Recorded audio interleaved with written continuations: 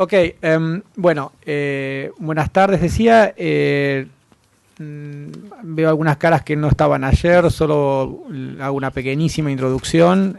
Mi nombre es Roberto Saba, yo soy profesor de Derecho Constitucional y decano de esta facultad. Y estamos en la segunda parte de la presentación del profesor Burt, que comenzamos ayer. Burt, como decía ayer, es un viejo amigo de esta facultad. Desde hace más de 2 décadas nos acompaña en nuestros trabajos, emprendimientos, nos inspira, nos guía, junto con algunos de sus colegas en la Facultad de Derecho de la Universidad de Yale, y generosamente ofreció presentarnos un trabajo que forma parte de un libro que está, en el que está trabajando, y ese trabajo que tiene que ver, como decíamos ayer, con un momento, digamos, en la vida académica de Bow, en el cual está combinando varias de sus teorías, de sus ideas que ha trabajado a lo largo de su carrera, tanto en derecho de familia como en derecho constitucional, en derecho a la igualdad, en psicoanálisis, y ese trabajo de alguna manera es ese punto de encuentro de estas diferentes ideas que viene trabajando, que ha venido trabajando en los últimos 50 años, ¿sí? También invitamos al profesor Martín Bomer. Martín fue decano de esta Facultad de Derecho, fue y es profesor de Derecho aquí en la Universidad de Buenos Aires y en la Universidad de San Andrés. Y también, bueno, lo invitamos porque creo que tiene cosas interesantes para comentar sobre lo que va a comentar Bow. Así que no quiero prolongarme más, simplemente esto para los que no estuvieron ayer, y le paso la palabra a Martín, ¿no? Bueno. Ayer no comenté una cuestión autobiográfica que también puede servir como para una excusa para darle la palabra a Bow, que es que el profesor Burt fue el supervisor de mi tesis doctoral. Eso quiere decir que estuvo no leyendo nada durante años, cuando fui decano de Palermo, luego cuando fui decano de San Andrés, hasta que en un momento pudo empezar a leer algo porque yo empecé a escribir algo. Y la verdad que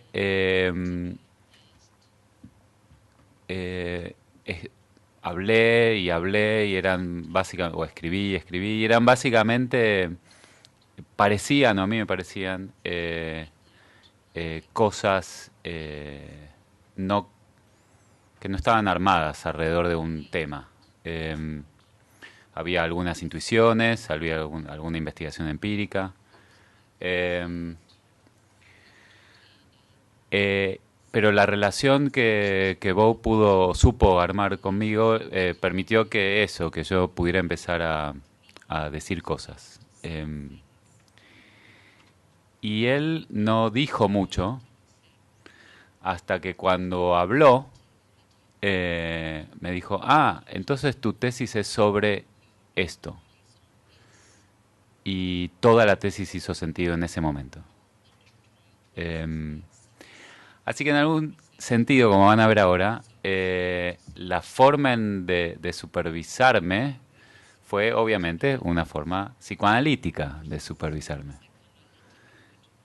Armó entre nosotros, como arman los terapeutas y como él cree que deben armar los mejores jueces, una relación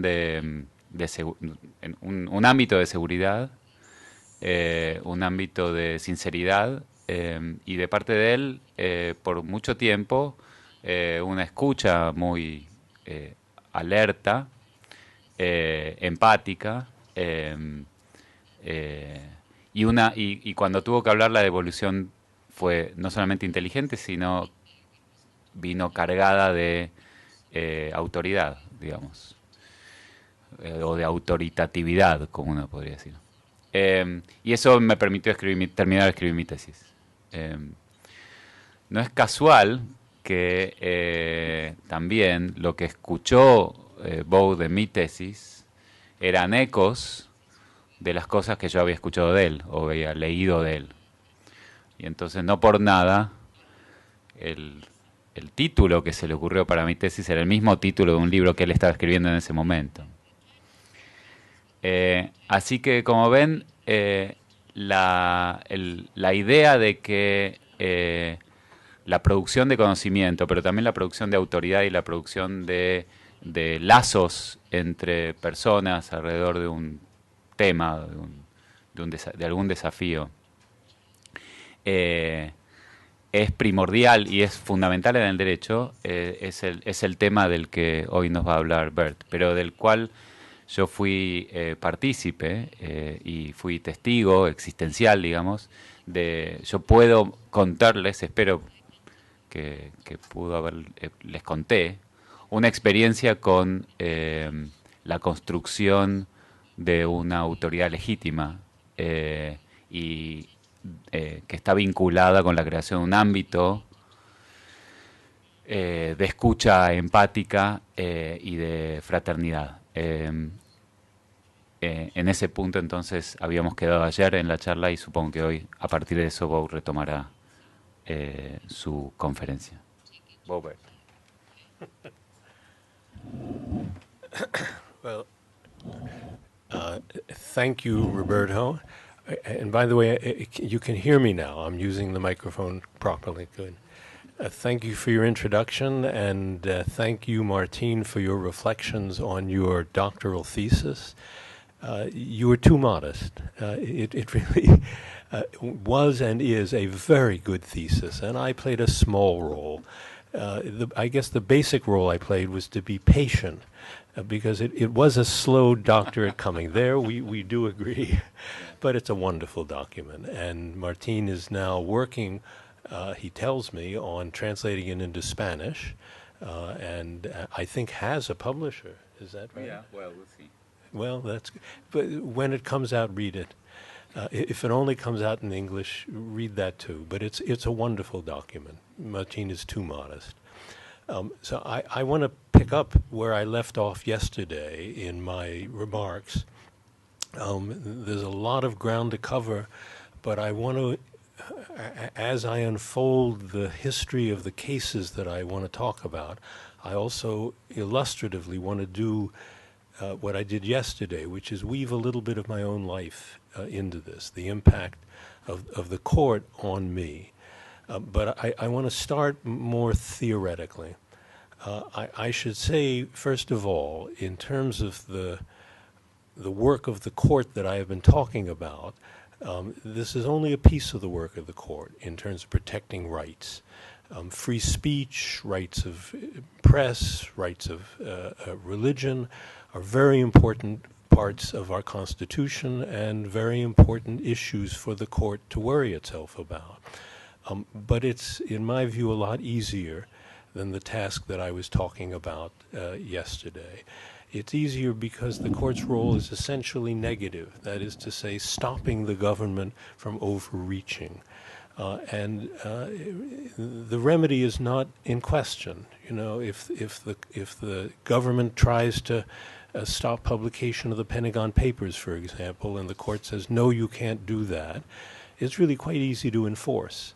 The United States is generally committed to be a country that obeys the rule of law, and when the court speaks directly to governmental officers and says to them, don't do this, for the most part they comply. But the problem that I was talking about yesterday and that I want to talk about today is different and raises different and I think more difficult problems, and that is the role of the court in protecting scorned groups. In those settings, the basic principle that the court uses is equality. But equality is a very complicated matter in these kind of relationships. One can't say, for example, take school segregation. It's possible to speak of equality in abstract terms, almost mathematical terms, but that won't do, and it won't do for a reason that you'll understand in a moment. If the court said our goal is to enforce mathematical equality in school systems, in segregated school systems, They would look at things like, well, how many teachers are there in the white schools and the black schools? How much expenditure is there per pupil for both whites and blacks? What kind of degrees do the black teachers have and the white teachers? That's the abstract conception of equality. But that, as you'll recognize, is separate but equal. That's what the court was saying doesn't work. Now, why doesn't it work? What led the court basically to say separate is inherently unequal? We won't do these abstract calculations of equality. It's because the court understood something that I want to elaborate here today, and that is when the court really enforces the spirit of the equality ideal, it's not an abstract idea. It's a relationship that they're talking about. It's a relationship to convert, really, a relationship of oppression and subordination, of somebody on top and somebody on bottom, into a relationship of mutual respect. That's the kind of equality that the real ideal is talking about. So you can see how when the government interferes with free speech and the court says stop it, that enforces it. But how do you take a relationship of oppression, of dominance and subordination, and turn that relationship into a true democratic relationship based on equality and based on mutual respect? You can't simply announce, white people henceforth should treat black people with respect. You can identify that white people, the oppressors, have failed to honor the ideal of respect, and that's what's wrong with the relationship. And you can say, as the court did in Brown v. Board of Education in 1954, the current segregation regime has to end. But the idea of what should replace it is, as I say, much more complicated and hard to identify. It's the kind of relationship that you know it when you see it of equal respect. But it's not something the court can say, you must do this, this is what it means, enforce it in this way. Now, what I want to explore today is the way that the court, the United States Supreme Court, has implemented this idea of an equal relationship. And you will see, as I describe this, that the court in many ways didn't understand what it was doing. And the task that I have in the lecture today and in the manuscript that I'm working on is to theorize the court's activity in a way that the justices themselves, by and large, haven't done. Let me begin by identifying two different styles of authority. These different styles of authority work in our entire life. They characterize, but they also characterize the court's options. They're roughly speaking, two different kinds of authority that I want to speak of. One conception of authority is what I'll call a standard idea, a command and control conception. That is to say, the conventional idea of authority is, well, I'm the powerful figure and I tell you what to do, and I command you, and thereby I control you and you comply. Well, as I say, with transforming a relationship of oppression into one of equal mutual respect, command and control actually doesn't make much sense. It doesn't work. The court implicitly acknowledged that, and implicitly, but without fully understanding it, used a different conception of authority. And that conception, and here I use my own word, is a conception of interdependence. Let me give you a psychoanalytic analogy here. D.W. Winnicott, the English psychoanalyst who spent all of his time with the mental health of children and the relationship between mothers and children, he once had a basic statement. He said, "There is no such thing as an infant," which seems quite weird. What do you mean? We can see an infant. But by that he meant what I mean by the interdependence of authority. There is only the matrix, Winnicott said, of the relationship of the infant and the mother. And the idea that one is in control of the other is simply false. They mutually control one another. They are both subordinate to one another and in control of one another. Now, you know, for those of you who don't have children, you may not understand what it means to be in the control of a 4-month-old. But let me tell you, they're pretty controlling. And they know how to get you. And that's true when they're 10 years old and 14 and 35 and 40. But that's life with children.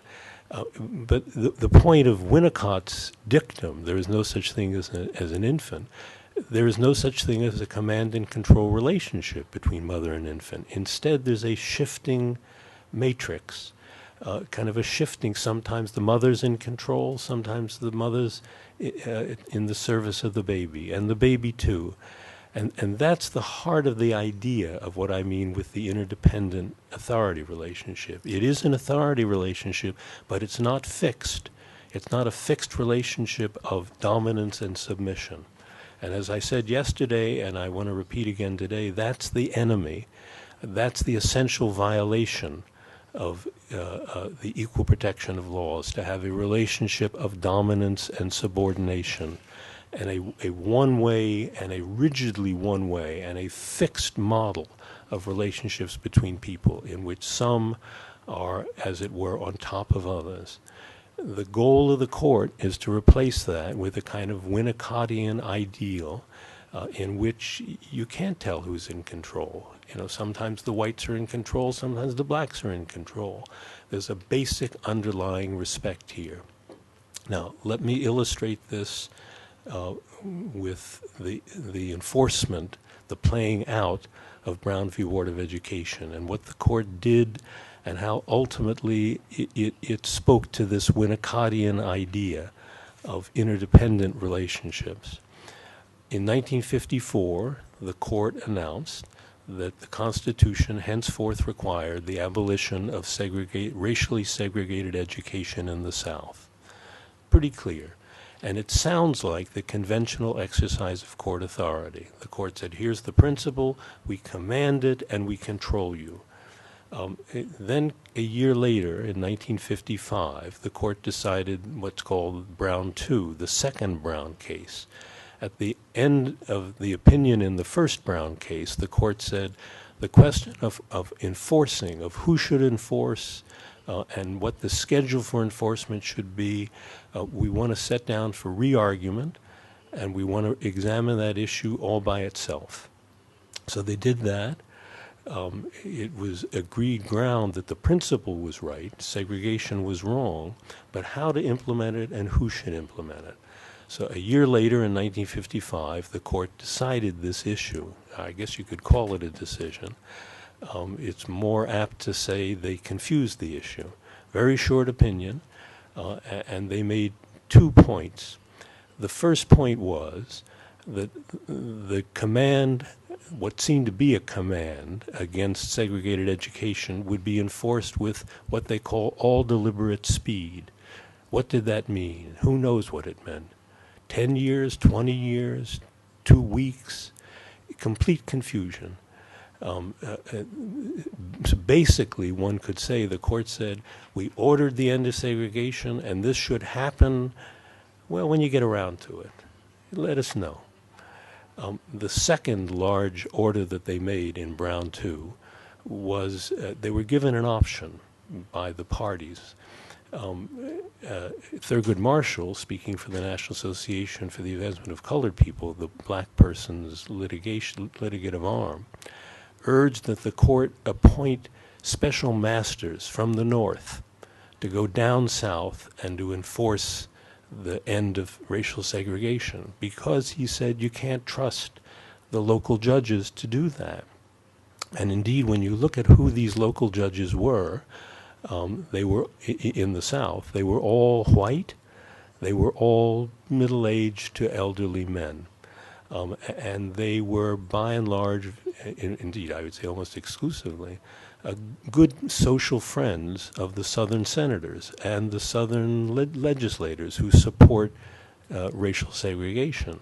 So the idea of relying, Marshall said, on these local district judges is like, you know, the old proverbial giving the fox to guard the hen house.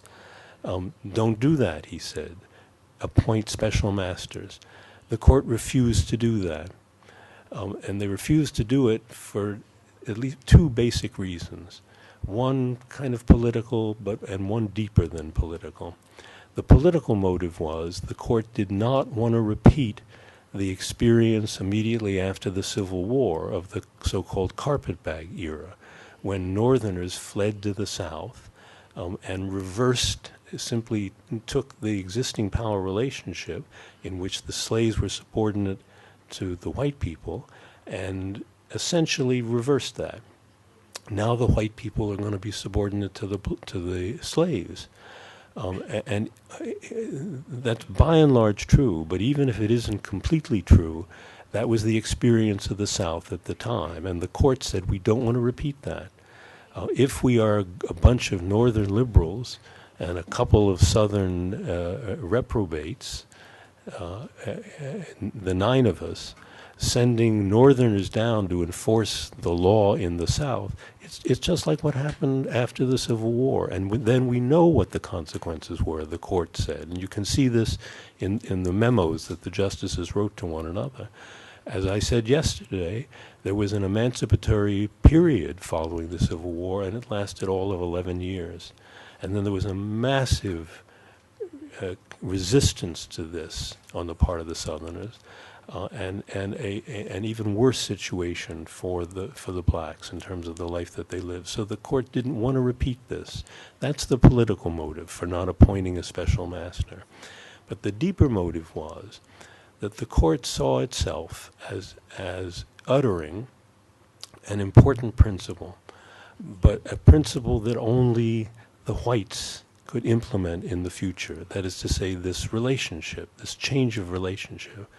And so what they calculated on was giving the enforcement task to white men in the South held the best opportunity for a kind of a modeling. If the white men in the South, whom the white Southerners generally viewed as sympathetic to their concerns and sympathetic to race segregation, if those judges said to their Southern public, well, you may not like mixing blacks and whites in schools, but it's now the law of the land, and it's our obligation to enforce the law of the land, and we want you to be law-abiding like we are law-abiding. That's the kind of modeling and hopeful pattern that the court wanted to induce. Well, the fact is that was a failure. That delay was a failure. What happened with most, not all, but most of the Southern District judges was that they refused to move an inch. They came up with all kinds of excuses. You know, it's administratively uncomfortable. Some of them even said that the Supreme Court had misinterpreted the Constitution, that it was God's law to have segregation of the races. There were 2 judges, Southern judges, who said that. Well, that's using authority, I guess, pulling out God to trump the Supreme Court, but it's not what the court had in mind. The other calculation that the court made and failed on was if we delay enforcement for a long time and then also kind of implicitly endorse gradual enforcement, this will make it easier for the white Southerners to accept the end of the segregation regime. And so it will happen kind of gradually, but inevitably, inexorably. Well, this too, the court was completely mistaken. I mentioned the immediate compliance of Montgomery County, Maryland, where I went to school myself yesterday, but that was a kind of a piece of the North down south. It was in Maryland, which is one of the border states in any event. And there were a number of states. Delaware was another. Those of you who know the geography of the United States know this is not a southern state. They had segregated educations. They ended it immediately. But all of the former states of the Confederacy, that doesn't include Delaware and it doesn't include Maryland, the 11 states of the former Confederacy all refused to accept the end of segregation and entered a period that I talked about yesterday that they called massive resistance. And the woman whom you saw hurling curses at the white woman, at the black student coming in, was typical of the South of the time. This idea that the court, well, I quoted just Governor Wallace, segregation today, segregation tomorrow, segregation forever. That was the response that the South had to the court's intervention. So they were wrong in thinking that you could gradually implement integration. In fact, placing one black student in a formerly all-white school may look gradual, and that's what the court had in mind, but it's not gradual. The one black student is the end of segregation. Now, the court hoped that it would be not just one, but that it would be many, that there would be a full mixing, but they've deluded themselves. There is no such thing as gradual enforcement. You either don't enforce or you do enforce. But having said that, there was a kind of deeper and I think implicit wisdom, and that's what I want to kind of develop in a fuller, richer way and in a theoretical way behind the court's delay in enforcement. Because part of what the court meant, well, I'll give you a specific example. The woman that we saw the pictures of yesterday in Little Rock was a part of a dramatic defiance of the court. And one of the things that the justices at the time knew was they had no enforcement authority. At that point in their history, there were about 400 United States Marshals that worked for the court system. That was all across the entire United States. That was all of the enforcement mechanisms that the court had at its disposal. 400 people to change the behavior of 11 states. So the court knew that if push came to shove, if they had to actually aggressively enforce their order in Brown, they had to rely on the president. They knew as well, and I needn't go into detail here, they knew as well that Dwight Eisenhower was the president, that he was fundamentally out of sympathy with the desegregation ruling. And it was not clear to the court that they would actually could rely on the president. The fact is that he was torn. He was himself deeply a Southerner, or a Southern sympathizer. He grew up in Kansas. He believed that the court was not just wrong, but was mean and vicious in trying to end race segregation. But on the other hand, he was a good soldier, and he believed in the rule of law. And so when Orville Faubus sent state troops to stop black students from integrating Little Rock High School, Eisenhower saw this as a challenge to the rule of law. He acted as the court had hoped with the Southern judges would act. And he exercised his independent authority, his control, his command as commander-in-chief to send the American military down to Little Rock and to escort the black children into the schools. The Little Rock School Board then came back to the court immediately after Eisenhower sent troops down and said, "We're in chaos. We want you to order a delay for several years of enforcement of the desegregation order so that we could kind of go back to a decent system. Right now we just have troops and guns, and it's terrible." So the court decided a case called Cooper v. Anderson in 1958.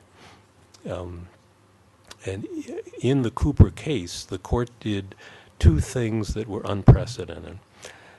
First of all, the 9 justices, instead of saying Chief Justice Warren, the Chief Justice issued the order of the court, or some other justice who wrote the opinion, which is the conventional way to do that, or else to say the court as a whole spoke, which is they use the formula per curiam. In the Cooper case, Cooper v. Aaron, I misspoke, it's Cooper v. Aaron. In Cooper v. Aaron, the court did something that it had never done before. The opinion of the court, first of all, denied the request of the Little Rock School Board and said, no, the law is the law. You must go forward with implementation. But the opinion was signed by all 9 justices individually. So quite stunning, and the court felt that this was an exercise of power on their part that would impress the white Southerners. And second of all, at the end of the court's opinion, the court ended by saying, after announcing that the states must obey the orders of the court, and that it's 9 justices speaking, the court said that since Brown was decided, which was 4 years ago, 3 new justices have joined the court. 3 had died and were replaced by 3 new justices. And they are at one with the justices who remain on the court in unanimously reaffirming Brown. So these were 2 exercises that seemed of enormous symbolic significance. But the fact is, when you think about this, they're actually admissions of weakness, and very visible admissions of weakness. When the 9 judges sign their names, they're admitting that they're just 9 guys. You know, there were no girls at the time. You know, and it's kind of like the Wizard of Oz, those of you who know it, you know. When Dorothy finally comes and pulls the curtain back, and here's this little guy pumping up his voice, you know, and with great fervor and fury. But he's just a little guy all by himself. So these 9 justices, ordering the admission of the 9 black students to the Little Rock school system, were in a sense just like those schoolgirls. You know, they were right morally, but all they had was their word, nothing. And then the unanimous reaffirmation of Brown, which sounds so wonderful. All the justices, so it's not just 9 justices, it's 12 justices who believe that. But you have to ask yourself, who raised the question about reaffirming Brown? None of the parties did. The court did itself. So they're implicitly admitting, though they're pretending otherwise, that the 3 new justices could have disagreed with the previous 9 justices, as is happening with Roe v. Wade. And that's, you know, there's nothing that the court can do to stop that. So it's good, it's lucky for them that the 3 new justices signed on, but that's another admission of weakness. And when one looks at what the court did, actually, I mean, throughout they tried to kind of enlarge themselves, but they couldn't escape acknowledging the fact that they had no authority except their moral authority. And specifically, they couldn't order the president to send troops down. Basically, what they had was the power of nonviolence, of conscience, and nothing more than that. And that's what the delay in enforcing Brown really was all about. It was an implicit admission of weakness, but it was also an implicit statement that it wasn't up to the court to enforce Brown by itself. It didn't have command and control authority to do that. And even if it did, and this is my gloss, even if they did have command and control authority, that wouldn't accomplish what they wanted. They wanted a transformation of the attitudes of the entire American public, both North and South. So the first transformation was Eisenhower as president. But still, you didn't know what to make of that. But the second transformation happened 10 years after the first Brown case. And that was the enactment of the Civil Rights Act by the Congress, the Civil Rights Act of 1964. Now that is an extensive and complicated statute, but it essentially has 2 important provisions. The first is that statute outlawed anywhere in the United States racial segregation in public accommodations, in hotels, movie theaters, restaurants, this kind of thing. The black civil rights advocates put that issue as one of the central things that they wanted, and the Congress of the United States agreed with them. The second very important provision of the 1964 Act was to cut off federal aid to education for any school district that engaged in racially segregated systems. Now, it sounds like this is no big deal. The principle is already established. It was a very big deal. Before the passage in the 1960 Civil Rights Act, the Southerners just said, "To hell with you. We're going to keep our system the same way it is." Only in the border states, as I've said, was there any change. Then came the '64 Act with a real threat behind it, which is, if you stay segregated, we're going to take all your money from you. Well, you know, it's a funny thing. It's kind of sad. But the people who were willing to violate the law were willing to do it until it cost them money. Then they said, "Oh my God, we can't run a school system. We better change." And I would say 4 years after the Civil Rights Act of 1964, more than half of the school districts in the Deep South were in fact desegregated. So it was obeying Congress, but not obeying the court. And the striking thing about obeying the Congress is that the court had no authority over the Congress. The court couldn't say, "We order you to cut off funds." Now, let me say, they might try to do it on their own, but actually they never did. They never did because they realized the limits of their own authority. And more than that, what they wanted was for other branches to come forward. When they decided Brown v. Board of Education, they did on the premise that it was less desirable that they act and much more desirable that Congress act, but Congress hadn't done anything. But that was because the Congress was under the domination of the Southern senators. Now that domination was broken, and it was broken in a very particular way. It was broken by the passage of a cloture motion. That is to say, ending the Southern filibuster on the Civil Rights Act of 1964. Now, before 1964, there had been a few attempts, rather mild attempts, but a few attempts in the Congress to pass some kind of civil rights legislation. The Southerners always filibustered. Now, and you should understand, when you filibuster, what this means is, in the Senate, every senator is entitled to speak as long as he or she chooses, and until everybody agrees that debate is over, you can't vote. So a filibuster is a kind of round-the-clock continuation of debate by the people who are opposed to the legislation. A filibuster had never, and the rule of the Senate provided that a filibuster could be ended only by 2/3 vote. In other words, by 66 senators.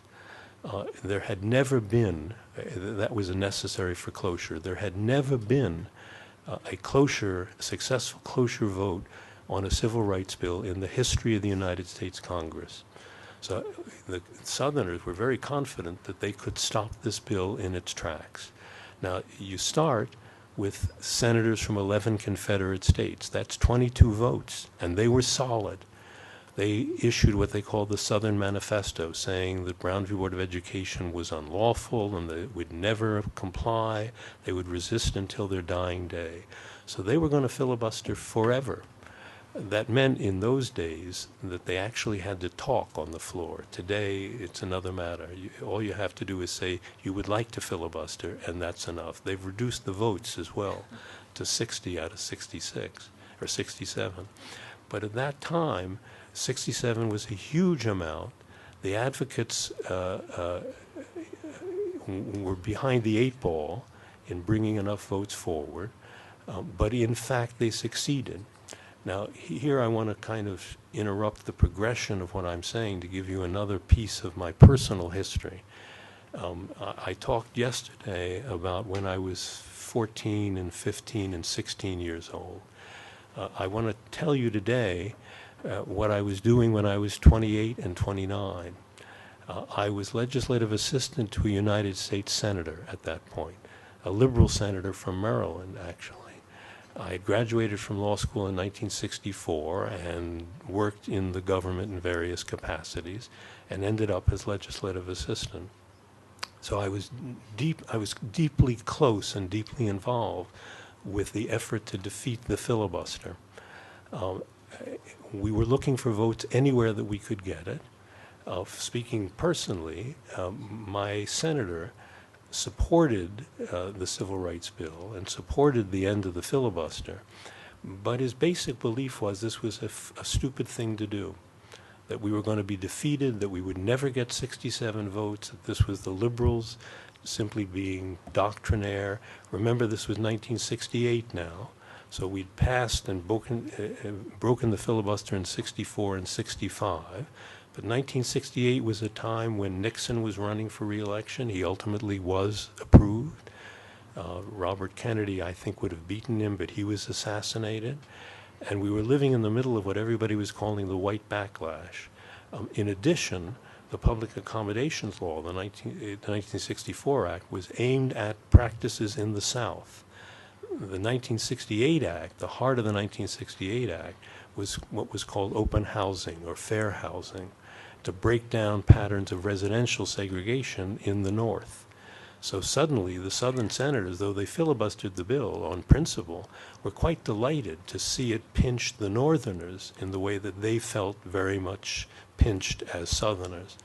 But because the 1968 Act affected Southern and Northern practices of residential segregation, the smart money, like my senator, said, it's a fool's errand. It'll never pass. We're in a white backlash. We're talking about legislation that changes patterns in the North, not the South. It's going to be defeated. I was disappointed in him, but it gave me a great advantage, and that was twice a week. The filibuster lasted from January until early March. And that meant that the liberal senators had to organize themselves to oppose the filibuster and also to police the action on the floor of the United States Senate to make sure that no parliamentary tricks were going to be played. So to carry out this effort twice a week, at least twice a week, sometimes 3 times a week, we had, the Southern senators had a meeting, the liberal senators had a meeting in Senator Phil Hart's office. Hart was a senator from Michigan, wonderful man and a very liberal man.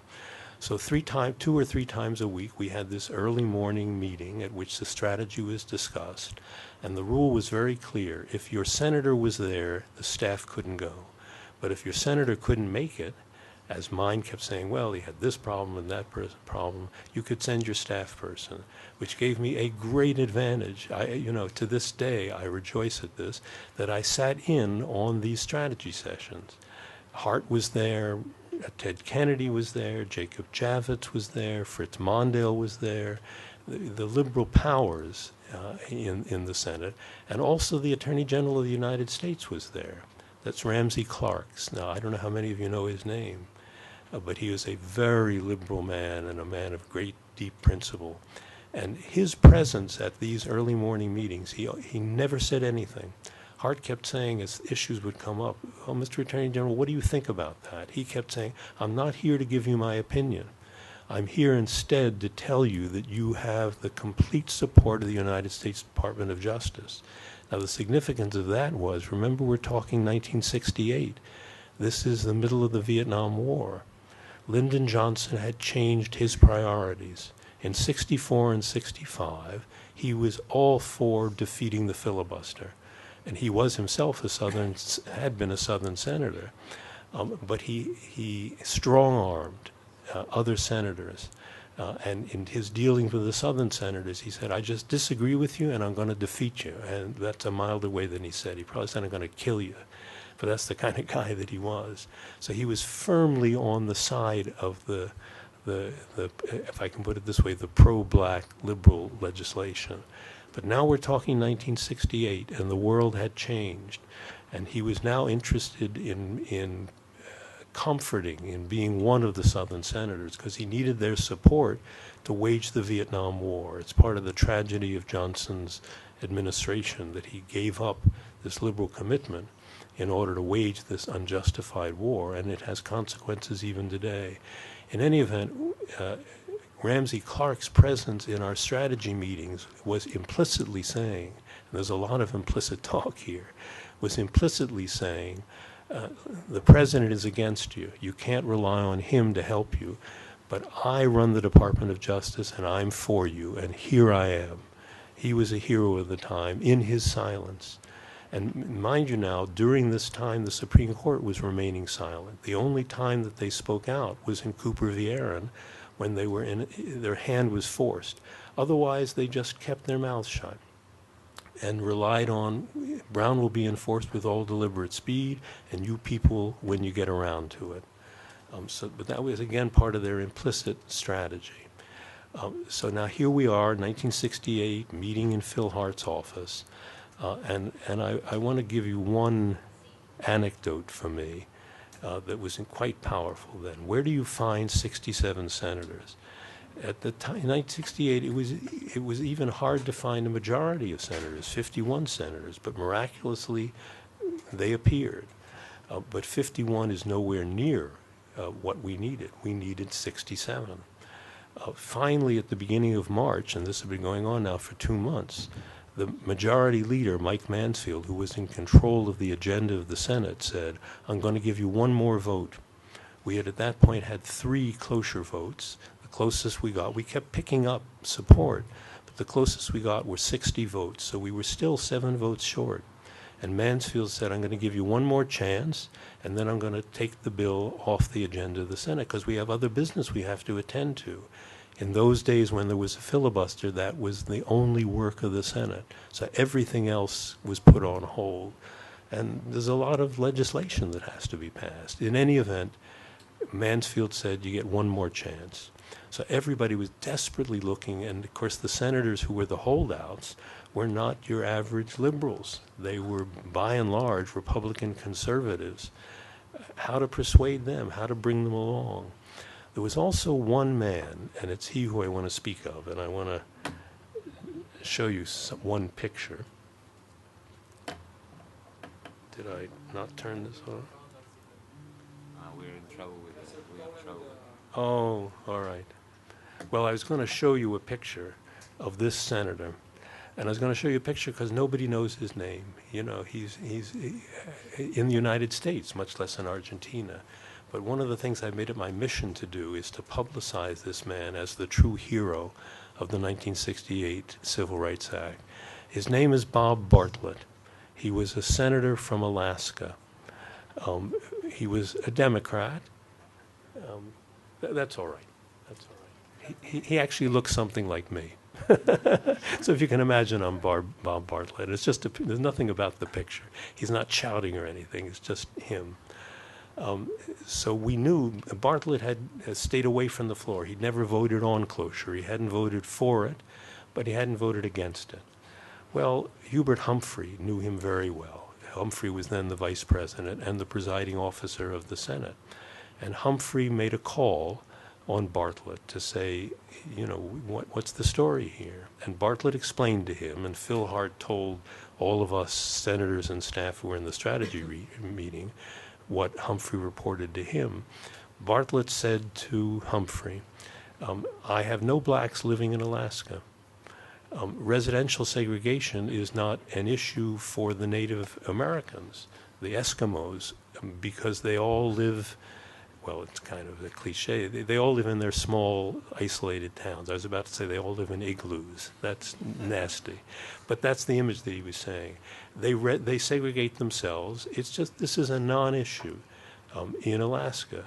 And therefore, it's a free vote for me. Richard Russell, who was a senator from Georgia and also chairman of the Senate Appropriations Committee, had gone to Bartlett, and Bartlett explains all of this, and said, look, I know you have a difficult primary fight coming up, and I'm telling you as chairman of the Appropriations Committee, I will see to it that the Alcan Highway, the Alaska through Canada highway that links Alaska and the lower 48 states, it's now kind of a dirt road. It's going to be paved. It's going to be a beautiful highway. And I am going to go to Alaska and tell them there that it's because of Bob Bartlett that they have their highway. And that's going to make him be reelected to the Senate and get over this difficult primary fight. So Bartlett tells this to Humphrey and says, I'd have to be crazy to vote for cloture. I mean, I'm just not going to do it. I'm not going to end my political career. I want this highway, and I want what Richard Russell, the man from Georgia, can give me, and I'm just not going to vote for you. So Humphrey was very clever. and morally sensitive. He said to him, look, I'm not asking you to commit yourself to vote for cloture. I'm asking you to commit yourself only to this, that you wait until everybody else has voted. You stay off the Senate floor. And when everybody else has voted, come into the Senate chambers, come down in the well of the Senate, and either the clerk or I will tell you what the vote count is. And if you are the deciding vote, if we have 66 votes, then I leave it to you. But I want you to know, I don't want you to waste your vote, but I want you to know if you're the crucial vote. And Bartlett said to him, look, Hubert, I'm not going to vote for cloture. I mean, I'm telling you that. It doesn't matter whether I'm the deciding vote or a useless vote, but you ask me to just have this information before I vote, and you do it as a friend, I will promise you that. I will find out the vote count before I vote. So, okay, now it's March 4th. This is the last day. In the ordinary rules of the Senate, again to speak personally, in the ordinary rules of the Senate, staff were permitted on the Senate floor, but not that day, because every senator was there. The place was just filled so we were banished to the galleries. And parenthetically, in the galleries, we weren't allowed to have a pencil and paper. Only in the reporters' gallery could they have a pencil and paper. The Senate is a very arcane institution. So we couldn't keep a record of what the votes were. But the voting started, and the voting starts in the Senate by calling the roll call, and those who choose to respond to their names vote. So they start the roll call, and by God, the senator from New Hampshire, a rock-ribbed Republican conservative, voted for cloture. Amazing. So then the vote goes further. The senator from Vermont, another rock-ribbed Republican, voted for cloture. So we found 2 votes somewhere, but we still need 5. Where are we going to find them? Humphrey, who's the presiding officer, finishes with, well, actually the clerk finishes with a roll call, and probably a third of the Senate had not voted. You don't have to vote. But at that point, they raised their hands, and Humphrey, as the presiding officer, would call on people. But lots of those senators mumbled their votes. In particular, I remember Margaret Chase Smith, who was also a conservative Republican, spoke very quiet. She whispered her vote to the clerk. She had been voting against cloture. Sitting in the gallery, we had no idea, but that was true of the senators on the floor. Nobody knew, except for Humphrey and the clerk, what the mounting count was. And then other senators sought recognition with their hands up and mumbled. But still, we certainly in the gallery, and most of the senators on the floor had no idea what was happening. So then suddenly, there were no more hands. Everybody who wanted to vote had voted, and Bartlett was still not on the floor. And suddenly, the big doors at the back of the Senate chambers opened, and they're like 2 stories high. Very impressive doors, and I was kind of sitting near them and leaning over and watching because we knew what Bartlett's agreement was. So Bartlett, the doors fling open, and Bartlett, who looks to be about, I don't know, a quarter the size of those doors, a quite short man, kind of strides into the chambers. What's he going to do? So he strides into the chambers to start to go down to find the vote. And as he opens the chambers at the door and first appears for the first time, Hubert Humphrey, the presiding officer, calls out, "Mr. Bartlett." Well, Bartlett hadn't raised his hand. He hadn't sought to be recognized. So he ignores it. And he goes now 2 more steps, down toward the well. And Humphrey again calls out, "Mr. Bartlett," stronger. And Bartlett goes like this. I have to take a drink of water to pull myself back.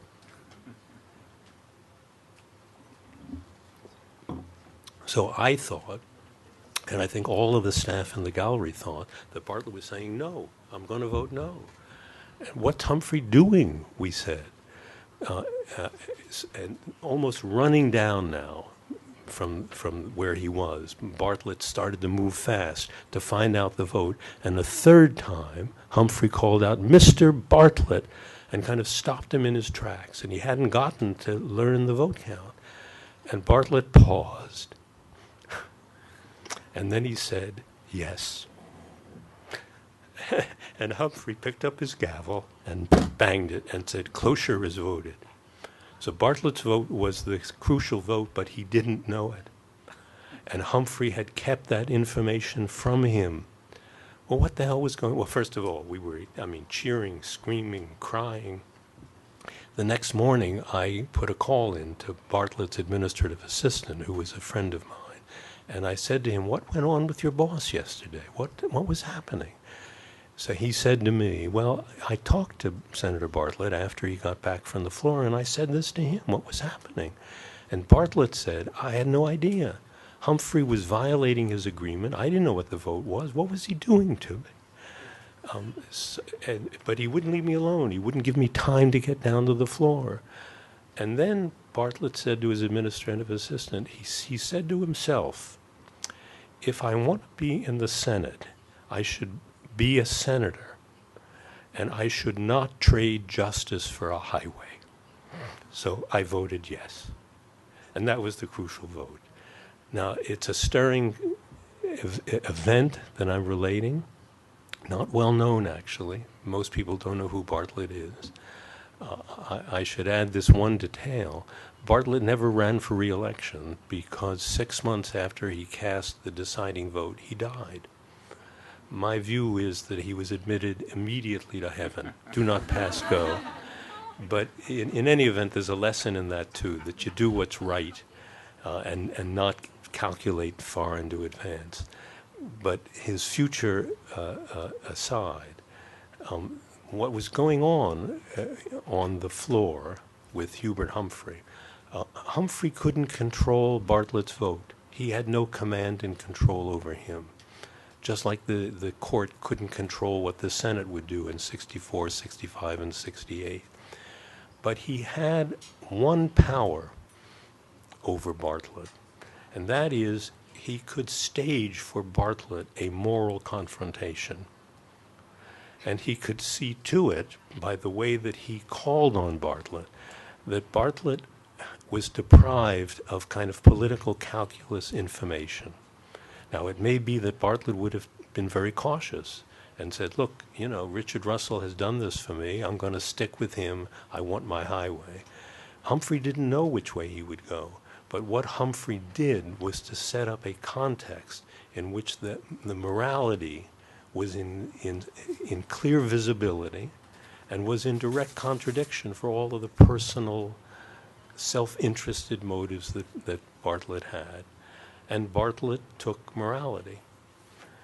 That's what the Supreme Court did, in my view, by delaying enforcement of Brown. It structured moral confrontations.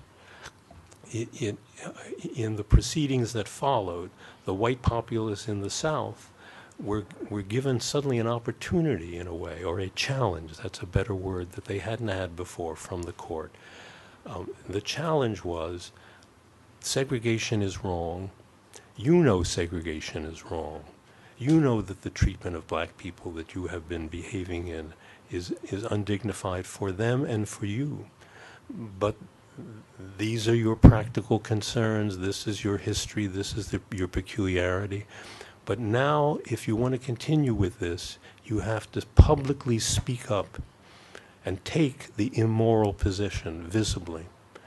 You have to do what the woman that we saw in the picture yesterday did, which is to kind of reveal your true feelings here.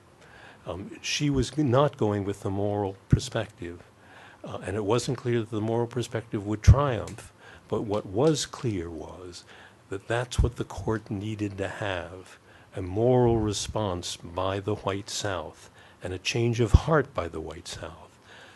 And so they could do what Hubert Humphrey did with Bartlett, set up court proceedings. Now, I have other examples that I want to get to, but the time is going quickly. And I want to draw one analogy before I do. And the analogy may seem a little crazy to you, but and it certainly has not occurred to judges. But what the court was doing in Brown was very much like what psychotherapists do in individual psychotherapy. This is what I mean when it sounds a little crazy, to bring these disciplines together. But in fact, there is a truth here, and I want to try and show you the truth. There are a number of things in common between what the courts did with racial desegregation and do generally, actually, with all the matters that they touch on, and what happens in individual psychotherapy. First of all, those of you who have had psychotherapy know this, but those of you who don't, perhaps you can be acquainted. The principles are simple. The first principle of psychotherapy is that the psychotherapist says to the patient, you have been acting out in ways that have been harmful to you, and perhaps to other people too, but it's typically harmful to the individual himself who goes into psychotherapy. I want you to take all of those feelings and away from actions. Don't act anymore. Bring all of your impulses into the room with me, the psychotherapist, and turn them into words, and we'll discuss them. We will make them available to your rational self in a way. Well, that's what happens in litigation as well. And with the status of blacks in the South, the violence was erupting more and more. The court's challenge was, don't the proponents and the opponents of segregation act out, bring the matter into a courtroom and turn it into words and explain yourself, therefore, to one another. As the psychotherapist says to the patient, explain yourself to me. Well, the first thing that the patient learns is that he or she doesn't understand himself very well. But with the guidance and not the order of the psychotherapist, self-knowledge kind of unfolds. But it takes time. And one of the things that it takes is a safe place to engage in this kind of very painful, actually, self-knowledge and exploration of why you're doing what you're doing. And the psychotherapist also represents that safety. Again, using D.W. Winnicott, he speaks of the embrace, the holding action, he calls it, of psychotherapy in the room. There's a holding action. And that has a double meaning to it in psychotherapy. The holding action is the psychotherapist implicitly, not explicitly, but implicitly holding the patient in an affectionate embrace. But at the same time, that affectionate embrace is a control of the patient. So it's a holding action in both senses. And the judge presiding over litigation in the district court does the same thing. You know, with his or her black robe, and of course in those days it was all his's, the judge represents order and restrains the parties. The parties may hate one another, but with that hatred, you're not allowed to attack one another. And if you do attack one another, you're going to go to jail. The judge, in other words, keeps order and presents a setting in which exploration can go forward. A third similarity, and this again seems improbable, but listen to it. The psychotherapist insists that he or she is non-judgmental, says to the patient, say anything that comes to mind, and I will not condemn you for anything. It's not my job to condemn you. It's my job to help you understand yourself. Now that sounds completely different from judges who are, by definition, judgmental, except that that's not true in the litigation setting. For the early, initial, and extended hearings that judges have involving the parties, the judges are obliged to be non-judgmental. That is to say, to be open-minded. If they have kind of instincts about the rightness and wrongness, they keep their mouths shut, because that's not their job. Their job is to have a setting in which the parties themselves set out their best arguments, and the judge listens to all of those arguments, just like a psychotherapist, non-judgmentally. Now, the psychotherapist would say, we're always non-judgmental from beginning to end. That's not true, because toward the end of psychotherapy, however long it takes for the end to come, the therapist has in his or her mind a judgment about mental health, a judgment of his own about what this patient has been involved in. And if the patient is still locked in the same old conflicts, the psychotherapist knows that. Now, the psychotherapist doesn't say, or a good one doesn't say, you're stupid, you haven't learned anything, you're doing the same things. Well, except I'm exaggerating a bit. A tactful psychotherapist says, gee, this is awfully familiar for what you were doing 3 years ago. Gosh, you're right. How did I do that? So there is a background judgment which is deployed very gently. In a litigation setting, there is also a background judgment, but it comes after the parties have exhausted the argument, have talked themselves. So again, there's that. And then there's a fourth similarity, and this I want to insist on.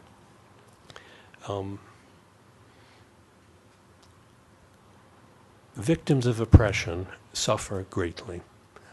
Blacks in the South were disrespected, were fearful for their lives. It was horrible to be a black person living in the South. But their oppressors, the whites, also suffered. They didn't suffer as badly, but most significantly, they didn't acknowledge their suffering. And their suffering is very simple. They have to be on the constant alert that black people keep in their place.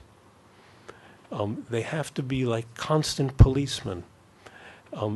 What they are doing, or it seems to me one psychological part of what they're doing, is what the psychologists call the defense mechanism of projecting. And this is true not just with blacks. This is true with relations between men and women. This is true with relations between disabled and non-disabled people.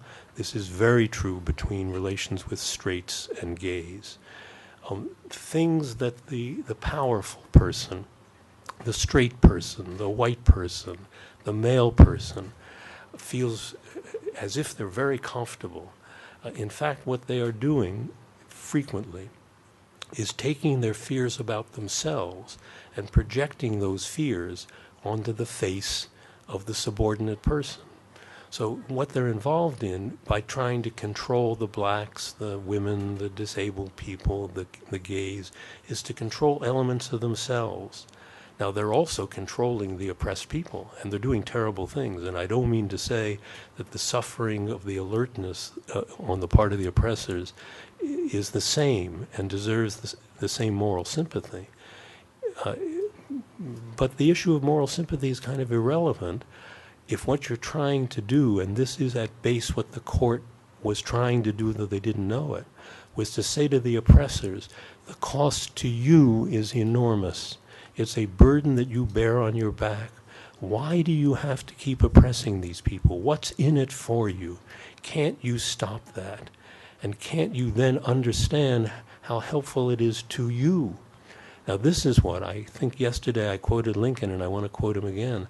This is what Lincoln meant when he said, we must free the slaves so that we can guarantee freedom to the free. The so-called free knew that they were sitting on top of a smoldering cauldron of violence and hatred.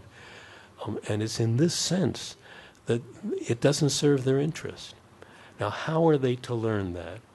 Well, there's one way to learn that I believe in, and that is go to a psychotherapist and say, why do I feel so bad in my dealings with black people? And explore it for, however long time, and finally be liberated and have an equal relationship with black people. That's the direct psychotherapeutic way.